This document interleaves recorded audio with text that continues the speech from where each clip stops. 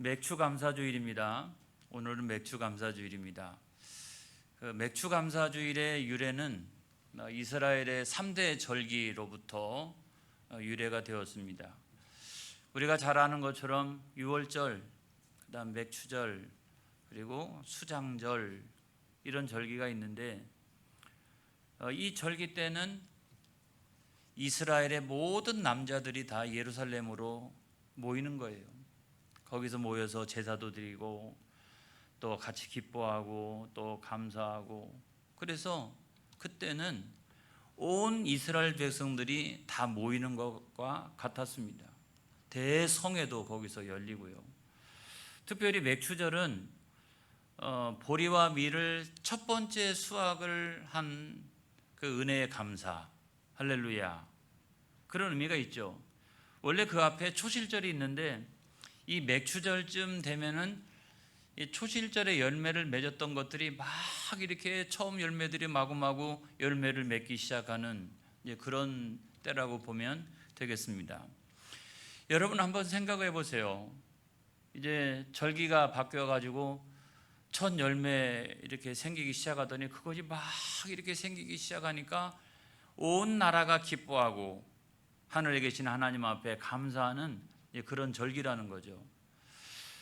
그런데 이 맥주 감사절이나 추수 감사절을 조금 더 깊은 의미를 가지고 해석하신 분이 계신데 그분은 바로 예수님이십니다. 예수님이 뭐라고 말씀하셨냐면 요한복음 4장 35절에 있는 말씀에 보면 시작, 너희는 넉 달이 지나야 추수할 때가 이르겠다 하지 아니하느냐. 그러나 나는 너희에게 이르노니 너희 눈을 들어 밭을 보라, 기어져 추수하게 되었도다. 예수님 이렇게 말씀하시는 거예요. 야, 추수 때가 이렇게 점점점 다가옵니다. 예수님 나도 안다, 나도 알아. 한 넉 달쯤 지나면 본격적으로 이제 추수하게 되는 것을 나도 안다. 하지만 내가 눈을 들어보니까 모든 것이 다 휘어져서 추수할 때가 되었다. 이렇게 말씀하시는 거예요. 여러분 아직 넉 달이 지나야 됩니다, 여러분. 그런데 예수님은 눈을 들어서 모든 것이 다 휘어져서 추수 때가 되었도다. 뭘 이야기하는 걸까요, 여러분? 뭘 이야기하시는 것일까요? 여러분 그건 다른 게 아니라 인생 추수 때가 되었다 하는 거예요. 인생 추수 때가 되었다. 그리고 그 이후로부터 쫙 이제 인생들이 추수가 되어지는 거예요, 여러분. 추수가 되어지는데 성경에 보면 마태복음 3장 12절의 말씀에 보니까 시작, 손에 키를 들고 자기의 타작마당을 정하게 하사 알곡은 모아 곡간 안에 들이고 쭉정이는 꺼지지 않는 불에 태우시리라. 그때부터 시작해가지고 계속해서 오늘날까지 어떤 사람은 천국 알곡이 되어가지고 곡간 안에 들어가고 어떤 사람은 쭉정이가 되어서 하나님의 심판이 대상이 되어지고 인생의 추수 때가 되었다.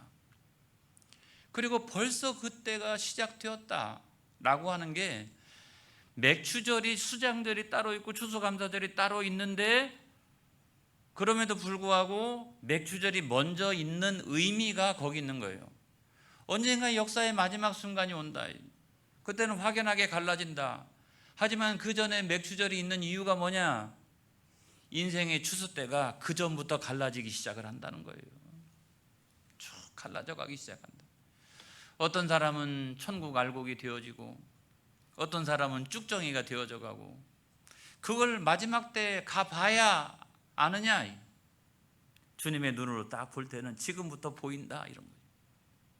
기가 막힌 거 아니겠어요? 여러분 천국에 알곡되는 여러분 되어지시기를 주의 이름으로 축복합니다. 여러분 이런 때 가장 중요한 것은 내가 천국 알곡이 되어지는 것이 중요한 거예요. 그래서 어떻게 하면 우리가 천국 알곡이 되어질 수 있을까? 이 맥주절의 이름을 보게 되면 우리가 그거를 알 수가 있어요. 맥주절의 또 다른 이름 가운데 하나가 뭐냐면 77절이거든요. 성경에 있어요. 민수기 28장 26절에 있는 말씀에 보면 시작. 77절 처음 익은 열매를 드리는 날에 너희가 여호와께 새 소재를 드릴 때에도 성회로 모일 것이요 아무 일도 하지 말 것이며. 여러분 77절이라고 하는 것은 77절이라고 하는 것은 뭐냐면 기준이 6월절이에요. 6월절.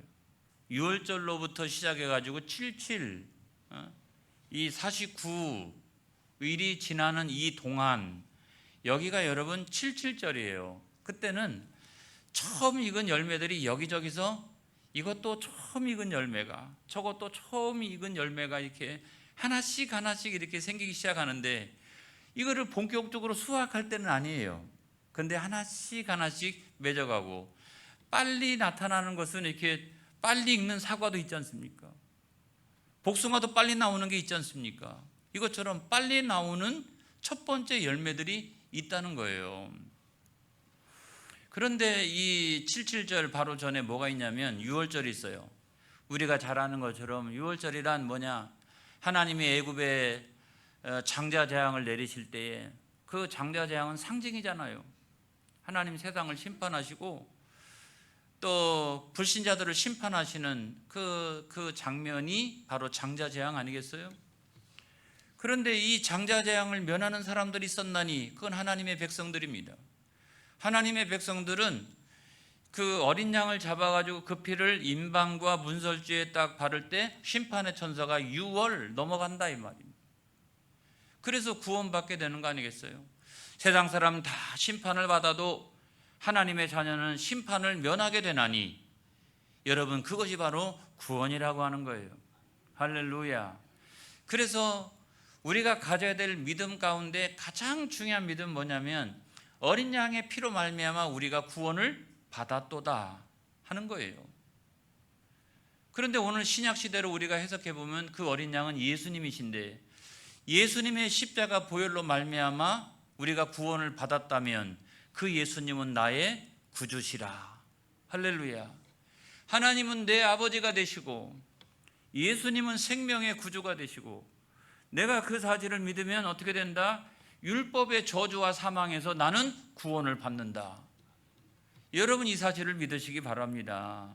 그게 천국 알곡이 되는 가장 기본적인 믿음이에요.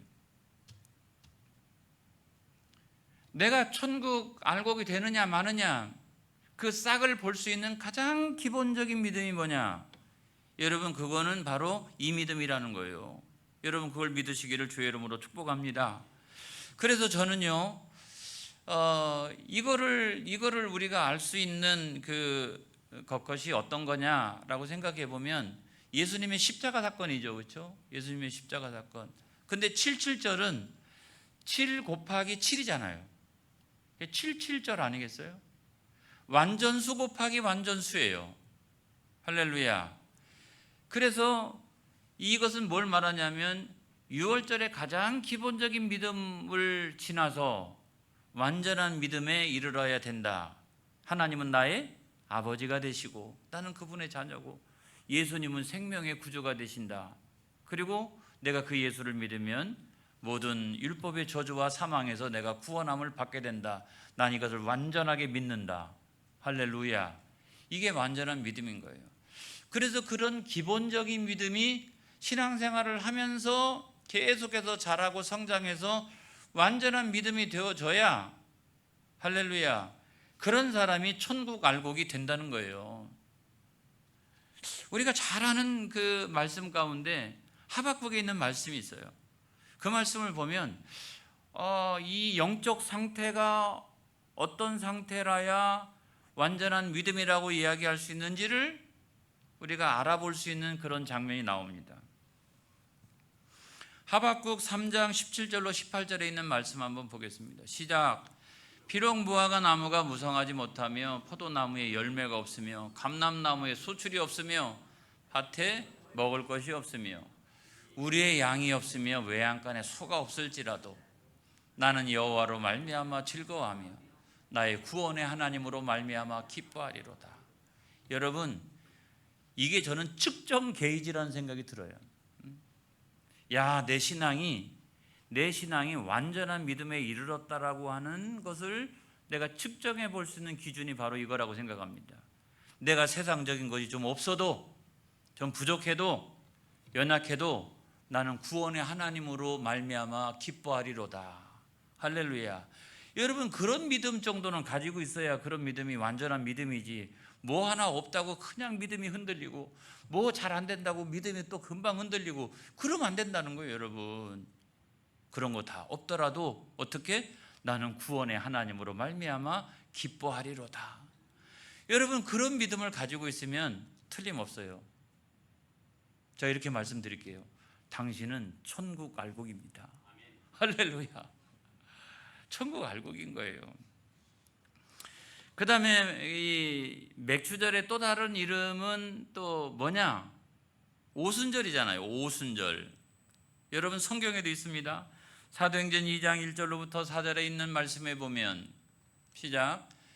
오순절 날이 이미 이름에 그들이 다 같이 한 곳에 모였더니 호련히 하늘로부터 급하고 강한 바람 같은 소리가 있어 그들이 앉은 온 집에 가득하며 마치 불의 혀처럼 갈라지는 것들이 그들에게 보여 각 사람 위에 하나씩 임하여 있더니 그들이 다 성령의 충만함을 받고 성령이 말하게 하심을 따라 다른 언어들로 말하기를 시작하니라. 할렐루야.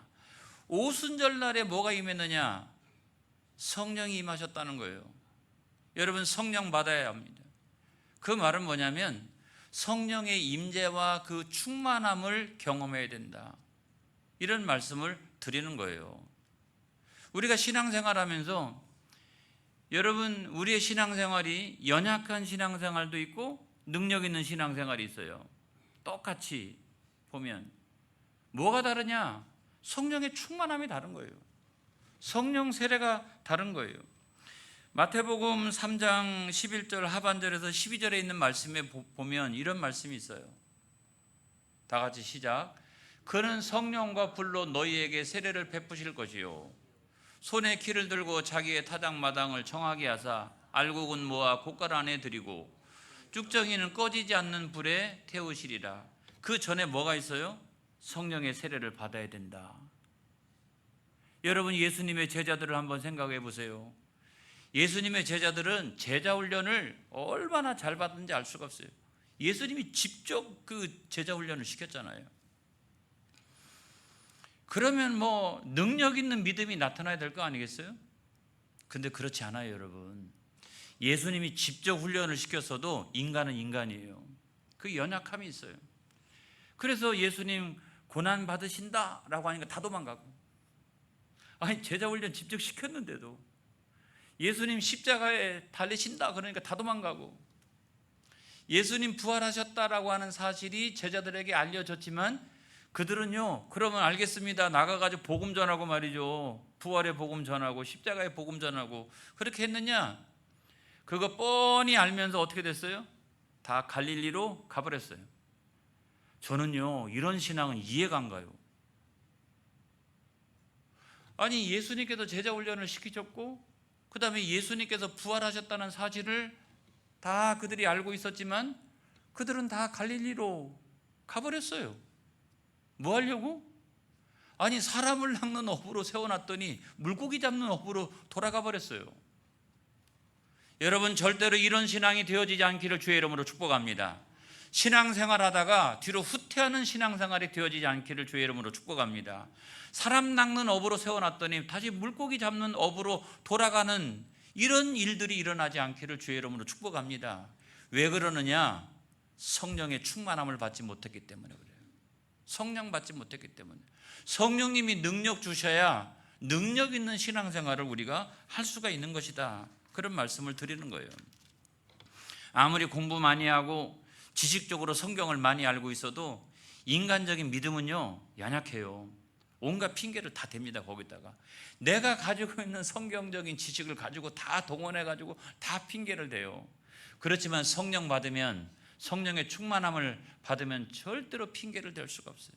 콩콩 그냥 성령께 사로잡혀서 그 어려운 아프리카 가고 그 어려운 뭐 그냥 이 남태평양 그 섬 오지 그런 것들을 갈 수 있는 이유가 뭐냐면 성령에 사로잡혀 가지고 가는 거예요, 여러분. 능력 있는 신앙생활이 되어지기를 바랍니다. 믿음이 좀 능력 있어야 돼요. 연약한 믿음, 그런 믿음이 아니라 능력 있는 믿음 되어지기를 주의 이름으로 축복합니다. 할렐루야. 그런 사람이 천국 알곡이에요.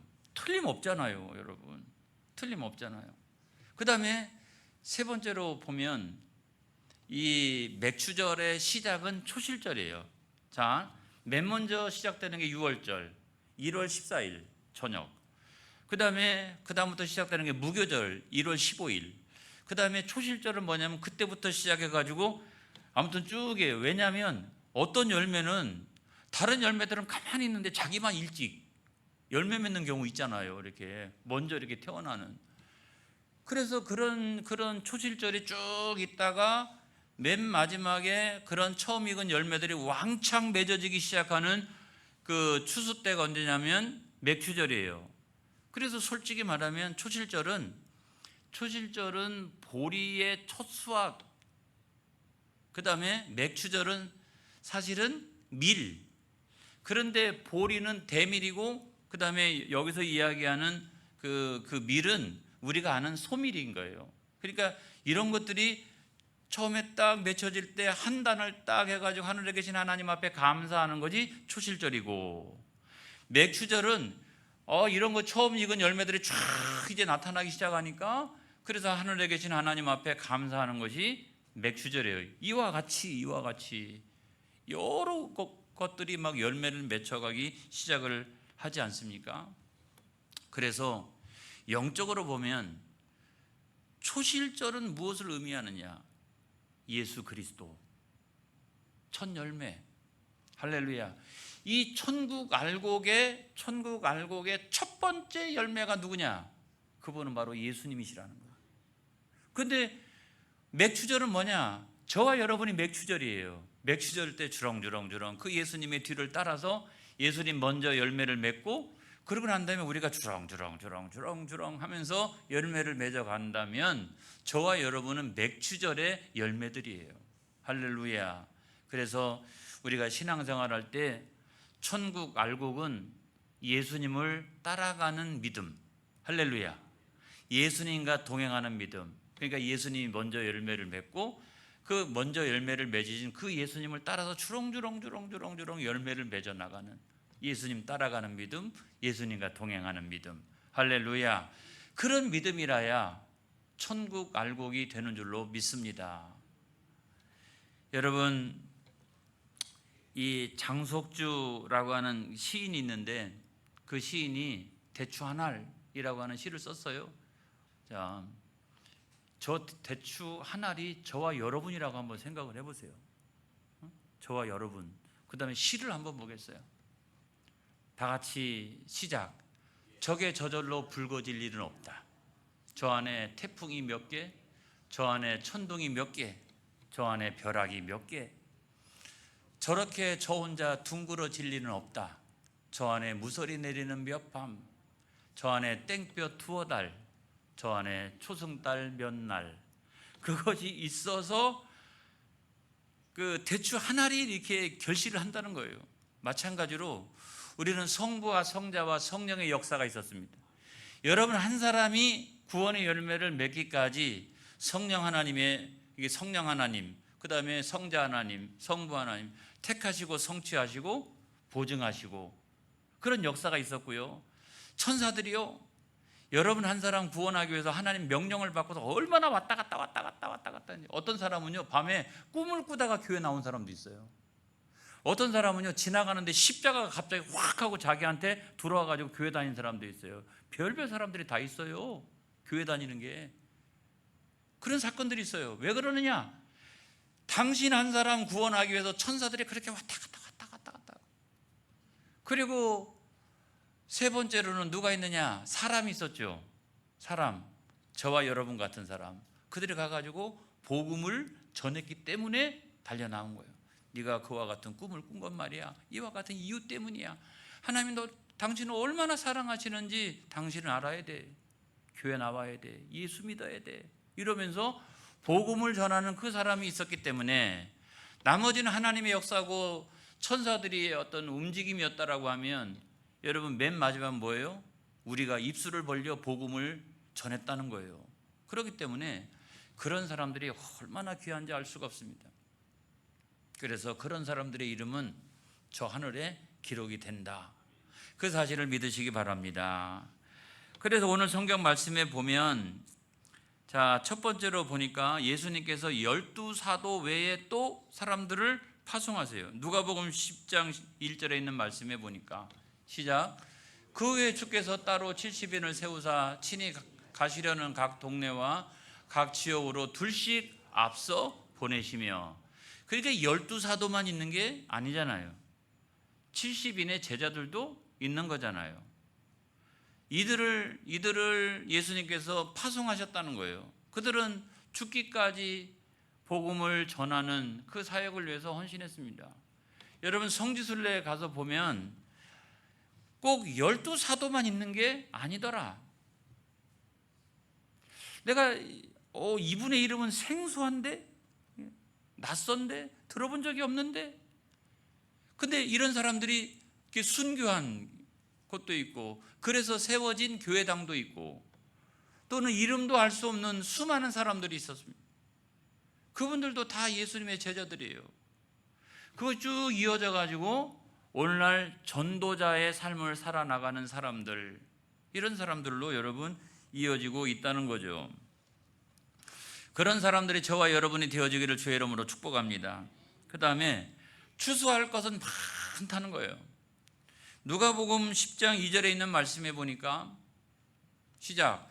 이르시되 추수할 것은 많되 일꾼이 적으니 그러므로 추수하는 주인에게 청하여 추수할 일꾼들을 보내주소서 하라. 추수할 것은 많다는 거예요. 많다. 아니 추수할 것이 많다.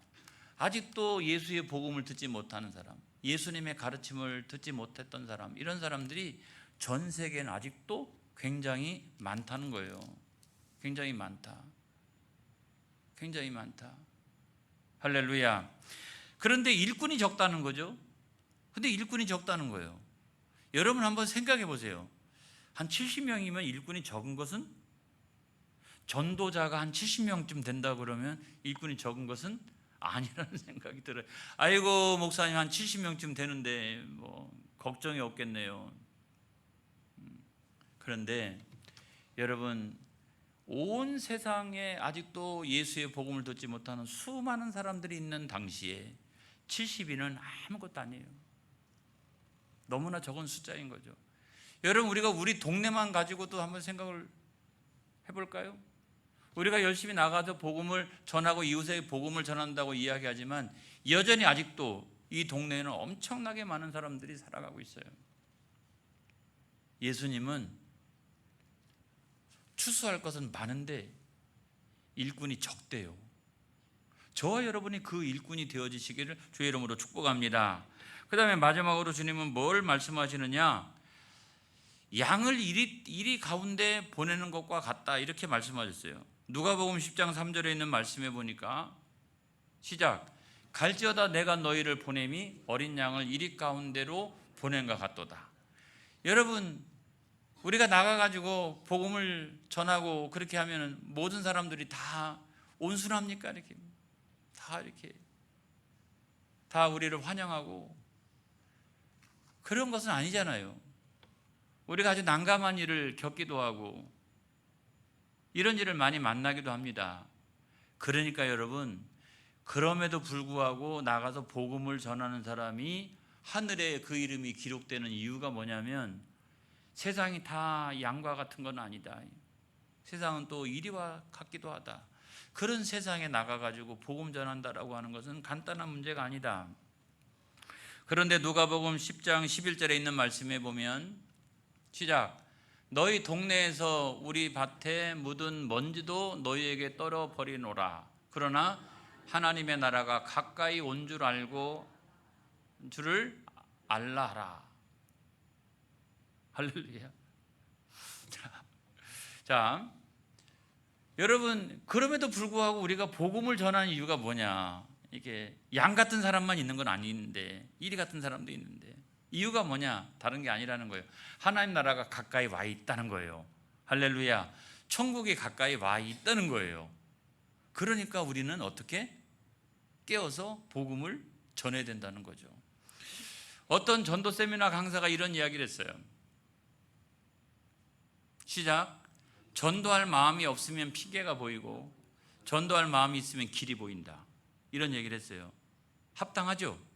그렇죠? 여러분, 하반기에는 우리가 저와 여러분이 열심히 나가서 복음 전하는, 그래서 천국 알곡들을 많이 수확하는 그런 하반기가 되어지기를 주의 이름으로 축복합니다. 축복합니다. 기도하겠습니다.